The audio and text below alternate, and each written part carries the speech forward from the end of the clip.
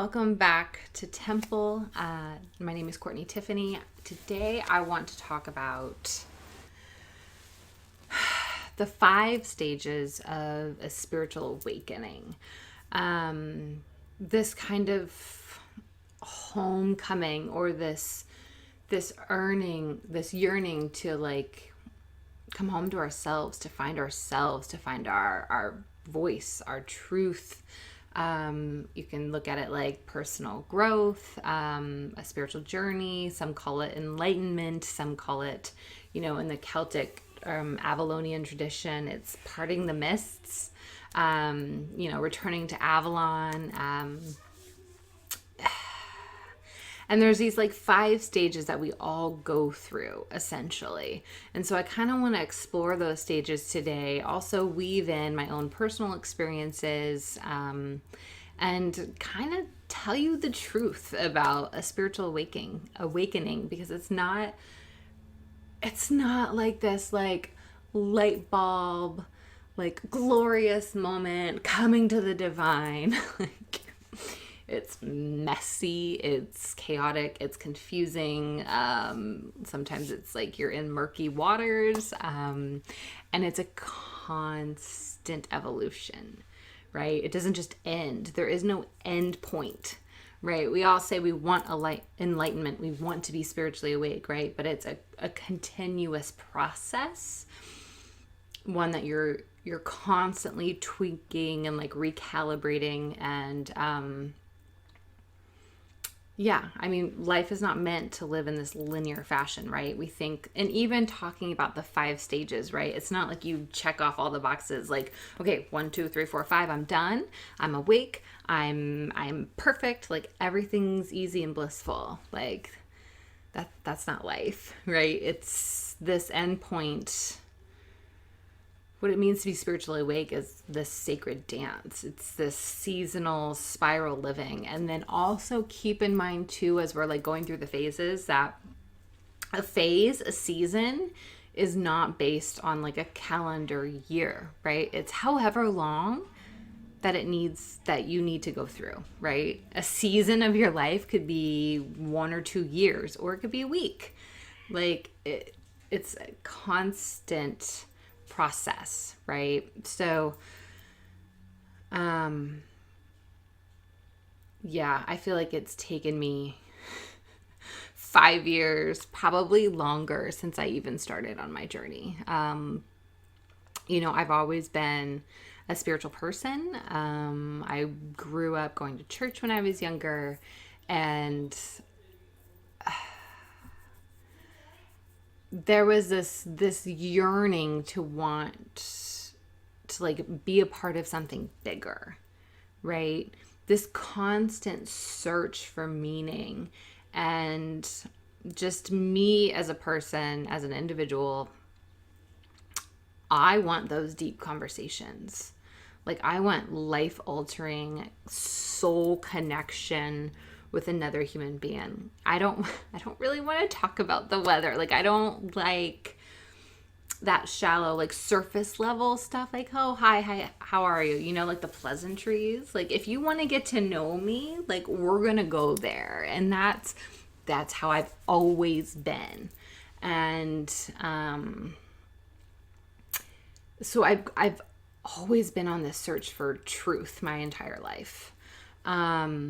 There wasn't like some big traumatic moment in my life where, that happened to me. Like I struggled with depression when I was a teenager, and then my early 20s.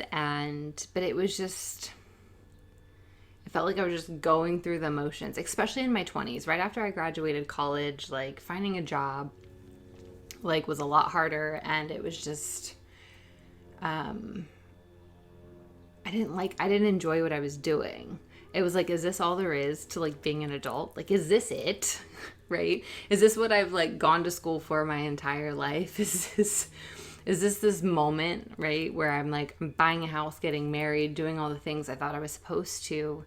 And, there was no satisfaction. There was no like click, like, okay, I've made it. This is it. Like I can relax and enjoy my life now. There was this constant search for, no, let's go deeper. There's more to this. Really, I've said this on podcasts and I think in Journey to Soul too, like my initiation into my spiritual awakening, into this path that I'm on now, was after my children were born. I had 2 kids in the span of 13 months and it like turned my entire life upside down.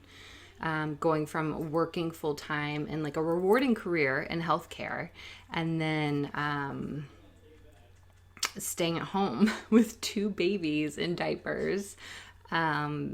Very isolated, very, it was hard. It's, if you've ever had a baby, even just one, it's emotionally exhausting. It's physically exhausting. You're just constantly giving to this little person who is in constant need of you. And then to have 2 of them juggling that, Irish twins. And, it was a lot and I broke down. And so the first stage of a spiritual awakening, I think it's always that longing for something else, that search for deeper meaning. And like I've said, like I've kind of been on that my whole life. But to be thrown into an extreme situation where I felt like I had lost my identity, right?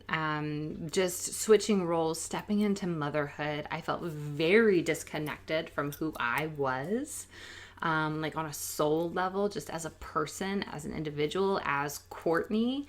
And I think that's something that we can all go through. That's something like when you're on this journey, you don't even know what it is at first, but you have this longing for more, for deeper connections, for spiritual purpose, right? Our dharma. We're searching for meaning. We're searching for anything, right?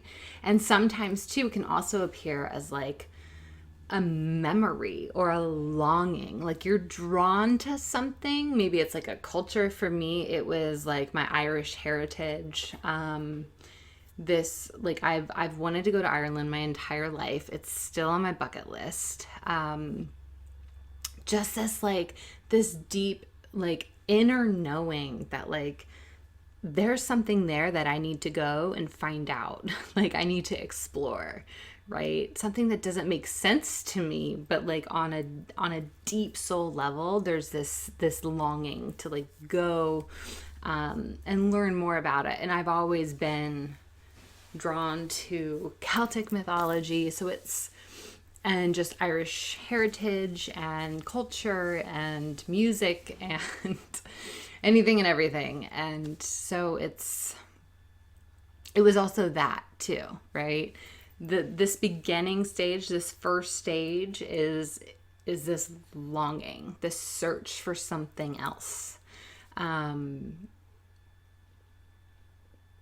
I've had other women tell me it's like ancient Egypt, right? Being drawn to that culture, that mythology, pantheon, and learning about that and exploring. So it can manifest in a ton of different ways, right? And a lot of people have also like battled with intense like health issues or had near-life experiences. The initiation is going to be different for everybody, right? It's your own personal journey, but comes a point where it's like, okay, something is off and I need to figure out what it is, right? And so when you start to search, right, that leads us to this next phase, and it's becoming conscious of our life. It's going into the unconscious. It's kind of parting the mists, right? It's peeling back these layers of self and going into the shadows of ourself and consciously choosing a different life, consciously choosing to do things differently, right? We've had this initiation, we've had something in our lives trigger this awakening, this spiritual journey, and we go and search for it, right? And then we turn our gaze inwards and we're like, okay, wait, like, what is the root of this? Why am I feeling this way? Why am I searching? What is missing, right? And so this phase is often shadow work, right? It's facing the trauma, the wounds, the hardest part, the things that we've been avoiding, all of the things that we've repressed, and it's coming face to face with that, and that's shadow work. That is going in to the unconscious. That is, revealing all of that. And that is often the hardest part. And that's where people get stuck, right? They're like, oh, I'm not ready to face this. I'll just put it off for another time, right? And then oftentimes when you're like, I'm just going to push that back down, I'm just going to suppress it a little bit more, you keep going through these patterns. You keep having the same arguments with people. You keep going through the same situations over and over and over again. And you're like, why does this keep happening to me, right? And it's often because we haven't gotten to the root of the problem. We haven't done the shadow work. We haven't done the healing that we need to. So if you're in this loop right now, I highly encourage you to just get real with yourself, get brutally honest, and just take some time and ask yourself, why am I feeling this way? Where is this coming from? What am I kind of hiding from myself, right? Talk to a professional if you need to. It's whatever it is, right? Shadow work is intense. It's not fun. Obviously, like, to be able, like, to bring up all of this old gunk and trauma and, like, just shit we don't want to deal with that we've suppressed in the first place, right? Because we're just ignoring it. We're like, I'm going to put that back here. It's going to stay there and collect dust. But shadow work is literally walking into the dungeon and, like, just sweeping up all the cobwebs, right? And bringing light into the shadow. And it's healing. And it's honestly one of the most rewarding things that you can do. It's probably the longest step, the hardest step, but it is the most satisfying, most liberating work you can do for yourself. Is to get real, to get honest, to get raw, right? To allow yourself to feel all of the emotions that you're feeling. And I say this all the time, like, do not bury your emotions, right? Like, because they tend to fester and then they, like, manifest and we project, like, onto other people. And it's just allow yourself to feel it and work through it and heal it, right? And I guarantee being able to emote, being able to express, being able to purge is therapeutic. It's this release. It's this cleansing. And oftentimes when we think we've gotten all the cobwebs out, we think we've done all of the shadow work we need to, life likes to throw us curveballs, right? And then we're hit with it again. But we start to notice the more we heal it, the more we've worked with it, the more we faced our shadows and done the work on ourselves, the less triggered we are by it, right? We're like, oh yeah, that happened to me, but I'm good. I'm good. Like, it doesn't affect me as intensely. It doesn't affect me like it used to. And that's when you know that you've healed it. When you're faced with the same problem or it stirs up those emotions again and you're able to kind of detach yourself and be like, oh, you know what? I feel fine. I'm no longer triggered by this. I have moved past it. I have forgiven. I have healed. I've done the work. So once we've done all the shadow work, right? Once we've kind of come to the root of the problem and release these burdens and chosen to do things differently in our life, we could then come to the third step, and that is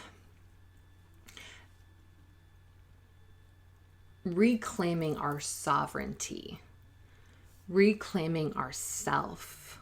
It is, in the Avalon tradition, it's drinking from the holy chalice. It is, the mists have finally parted and the sword of truth is revealed to you. And you finally see things clearly. You get it. You finally get it, right? Once all of the shadows, once all of the mist, the limitations, once all of that's lifted, you see things clearly. It all makes sense.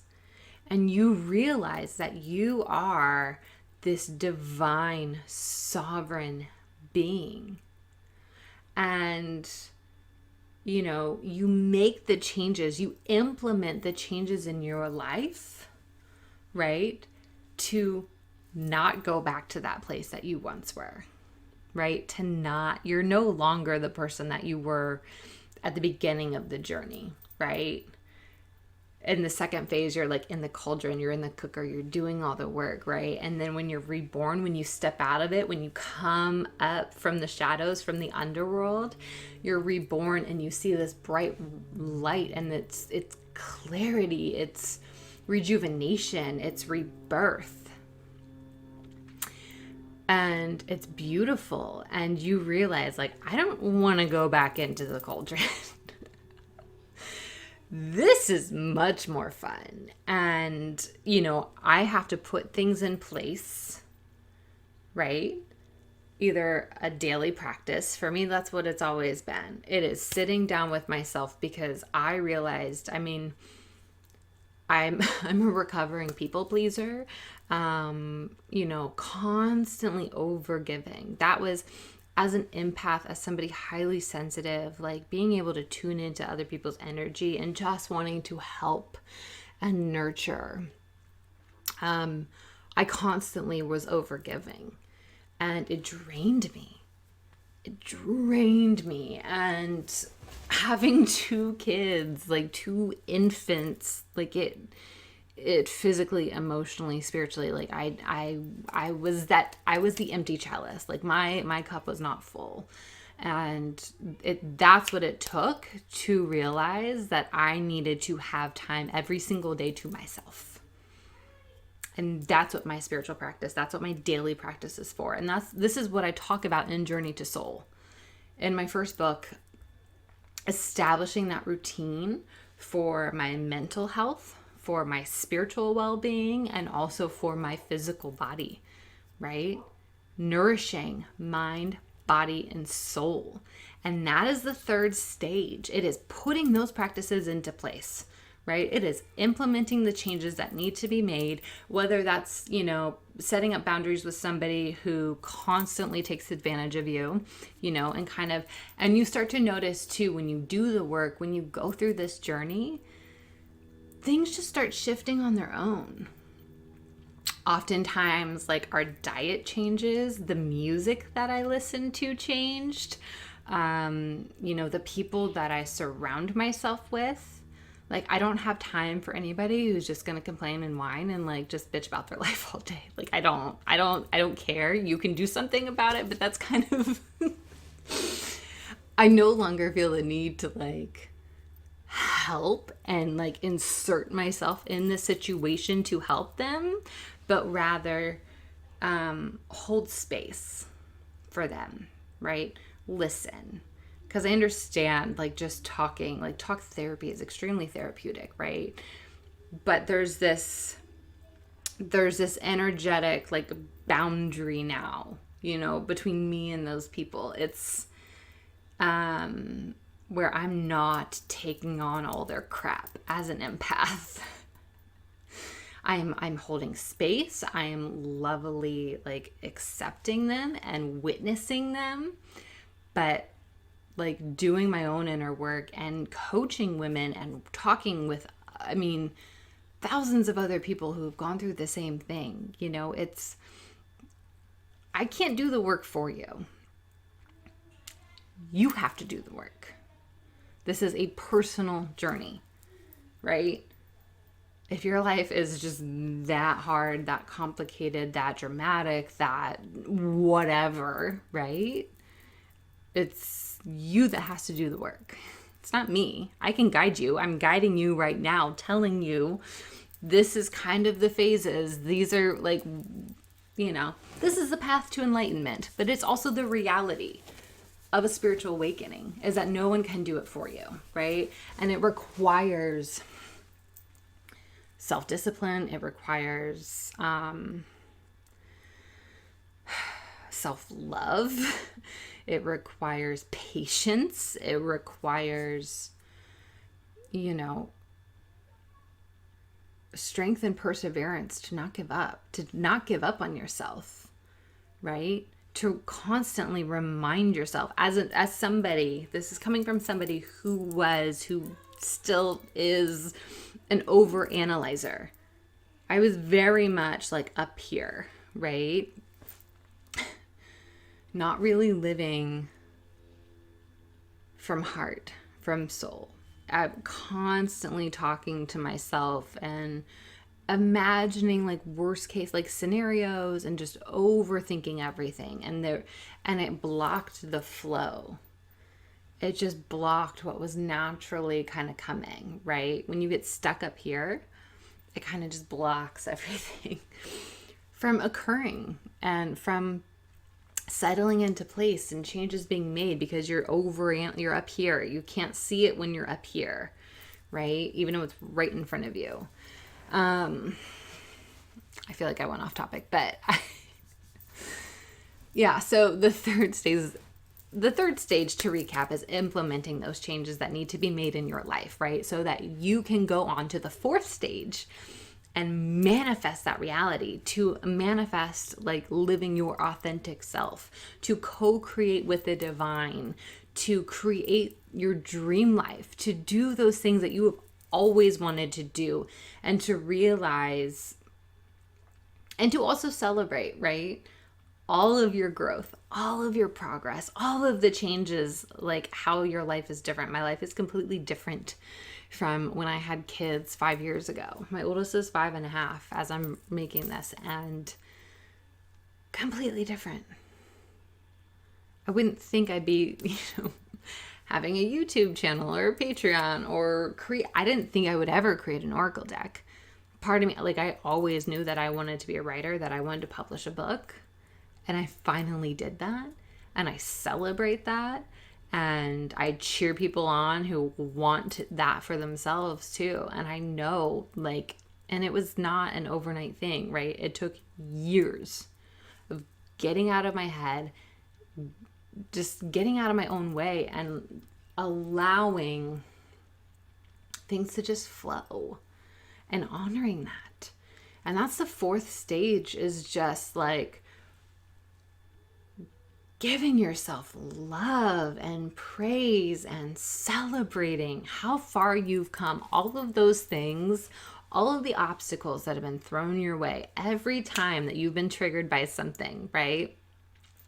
At the beginning of your journey, and it made you extremely you're reactive, right? And now, if you're triggered by the same thing, it's like, okay, I don't react. I can respond, but I'm going to respond differently. I'm not going to react. So this fourth stage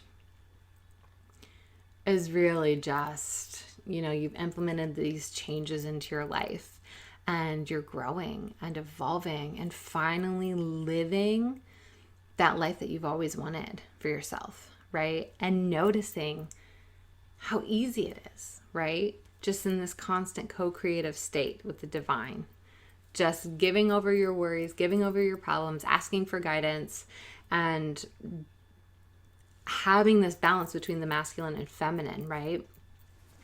Manifesting, envisioning, feeling into the thing that you want to create, but then also taking the action steps to do it. to proving to yourself and everybody else and to the divine, like, hey, I'm going to do this. I don't know how long it's going to take me to get there, but this is what I want. These are the steps I'm going to take, and I'm not going to give up. And that's what it takes, this balance, to really just live from this place of ease and abundance, this abundant life that we all want. And so the last stage, the fifth stage of a spiritual awakening is this integration, this balance, this harmony. It's experiencing life consciously, right? Recognizing that you are divine and you are also human. You are light and you are also dark, right? And blending this, your old life with your new life. It's not always that, like, you know, we just get up, leave our partners, leave our hometown, leave our whatever, and just like move across the world and just start fresh. Like, that's not usually what happens. There are still people in your life. There's still like careers. There's just, you can't get rid of everything, right? So it's blending this old life with the new, but living consciously now, right? And it's balancing the masculine and the feminine and the divine and the human within you. And it's just this spiral dance. That's all it is. And it's not that now that you've awakened and you've lived from this place, bad things aren't going to happen. That's not enlightenment, right? Like, you're untouchable now that you're at this place. Things still happen. That's a part of being human. Feeling the expanse of all of our emotions is a part of being human. Constantly cleaning out and like working and doing the shadow work, right? Healing old wounds, and that's a part of life, right? But choosing to live embodied in this way, right? That's kind of what happens at the tail end of this, right? Accepting that all of the challenges, all of the obstacles are meant to teach you something, are there to help you grow. And that's what it is to live consciously, like realizing, okay, like this is not going how I want it to. Where do I need to surrender? Where do I need to let go? What am I not seeing? Right? And that's how you live. That's how you co-create. That's how you manifest. And that is being spiritually awake. So I hope that kind of gives you, hopefully, going through these 5 stages, right? You've kind of, you know where you are or where you're going. I'm hoping, it helps you see what's possible for everybody, right? It is your divine birthright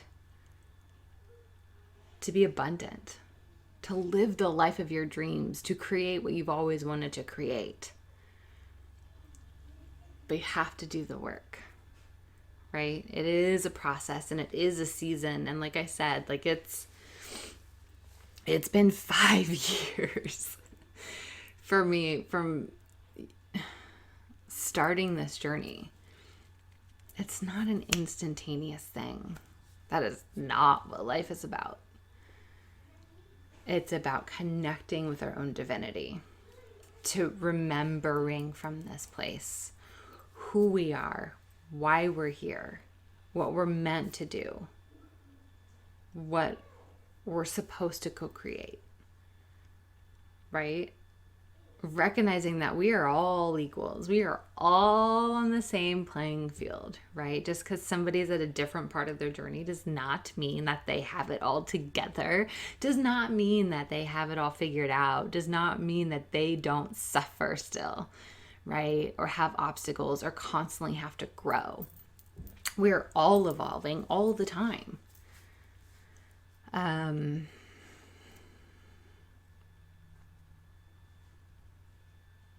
going to leave that there. I'm trying to think. I'm trying to just see if there's anything else I want to say, but I think I've said it.